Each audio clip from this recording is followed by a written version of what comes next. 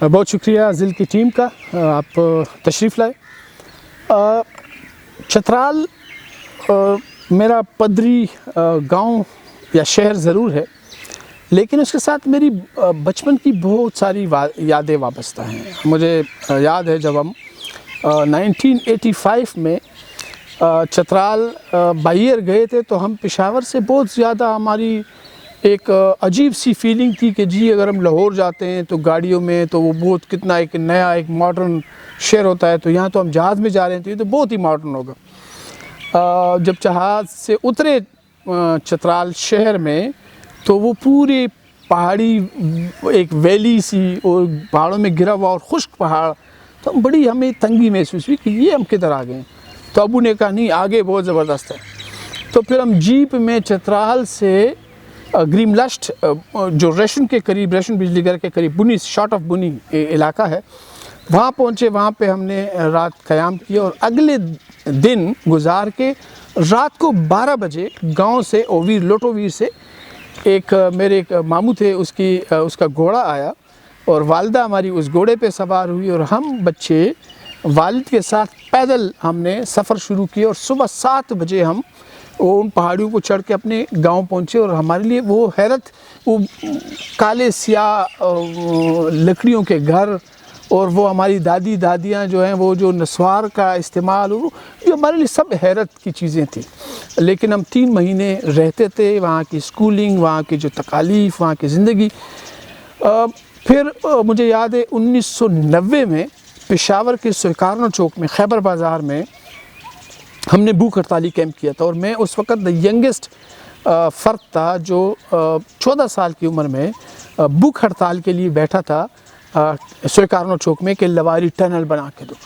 आज अल्हम्दुलिल्लाह चतराल के बासियों के लिए, हमारे नौजवानों के लिए चतराल का लवारी टनल बन भी चुका है और बहुत अच्छे कम्युनिकेशन के नेटवर्क्स हैं, आपके पास बिजली है, आपके पास टेलीफोन है, बहुत वसाइल हैं। लेकिन इसके बावजूद बहुत कुछ होना बाकी है, हुकूमत की तरफ से भी और अफराद की तरफ से भी। अब हुकूमत को क्या करना है और अफराद को क्या करना है, मेरी ख्वाहिश है कि रियासत चतराल को एक्सेसिबल बनाए। चतराल की 38 वैलीज़ हैं, जिनमें शायद ही कोई वैली बशमूल गरम चश्मा और लुटकू, ये बुम्बरित, कोई प्रॉपर रोड नेटवर्क नहीं है, तमाम जीप ट्रैक्स हैं। रियासत इनको अगर खूबसूरत एक्सेसिबल रोड दे दे तो यहाँ पर हर वैली आपको डॉलर्स में कमा के दे सकती है। इतनी खूबसूरती है चतराल के इन 38 वैलीज़ में। इसी तरह चतराल के जो जफाकश नौजवान हैं, वो पाकिस्तान के हर शहर में काम कर रहे हैं और उनकी गुडविल है। कोई भी शख्स, कोई भी सरमायादार चतराली बच्चे को बखुशी अपने पास रखता है कि ये ईमानदार है, मेहनत कश है।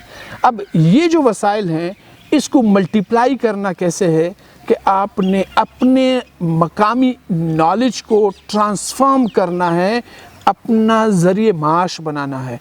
अपने इन जो संगलाख चट्टानें हैं, इसमें जो आपके आबा व अजदाद के जो हुनर हैं, जो आपके जो आपने सीखा हुआ है नस्ल दर नस्ल, उसको मार्केटेबिलिटी की तरफ लाना है। जिस तरह गिलगित बल्तिस्तान में आगा खान फाउंडेशन ने लोगों को फ्रूट्स की प्रिजर्वेशन का हुनर सिखाया, जंगलात लगाए, एनिमल हस्बेंड्री पे काम किया। तो इसी तरह अगर चतराल में भी SRSP और दीगर इदारे मिलकर ये काम करें तो चतराल ज़रूर तरक्की करेगा। और एक आखिरी बात, CPEC के हवाले से मुझे उम्मीद है कि अनकरीब चतराल इकनॉमिक एक्टिविटीज़ के हवाले से, एक्सपोर्ट्स के हवाले से एक बहुत बड़ा हब बनने जा रहा है।